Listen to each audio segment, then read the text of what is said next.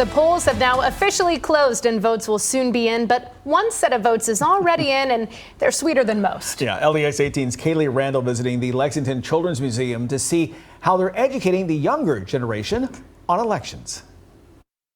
The goal is that it sticks with them long term and that they remember when they turn 18 how important it is to vote, and that, it's a small election here, but like one vote mattered, and votes matter.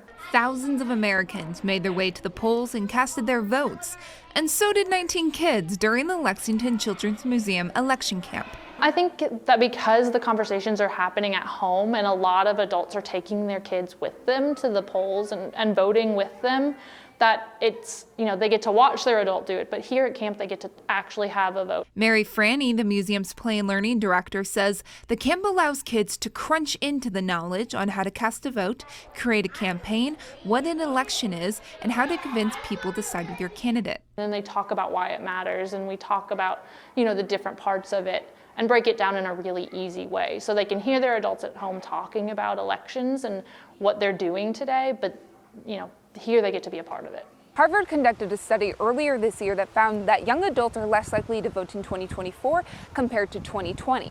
That's why Lexington Children's Museum finds it so important to educate kids at an early age about what's going on in the world. But the kids aren't voting with ballots. They're actually voting with a bit of a sweet treat: cookies, chocolate chip, or Oreo. Now, I'm a fan of both, so it's hard for me to decide. Let's let the kids choose. And the dip for the win? Oreos, by a staggering 13 votes. And we always want to focus on the positive, so we're trying to focus on what are the pros of your candidate. So it's not what's bad about the other cookie, it's what's good about your cookie. Mary says it's important to treat kids like adults and teach them those important life events like elections, because they too will vote one day. In Lexington, Kaylee Randall, LEX 18 News. And we've been asking you throughout the evening, which do you prefer, Oreos or Chips Ahoy? Well, more than 300 of you voted, and I'm trying to see. Okay, Oreo. Yeah. Oreo wins big with 61%. Yeah, that's what Oreos with a glass of milk. You just can't beat it. Thank you to everyone for voting.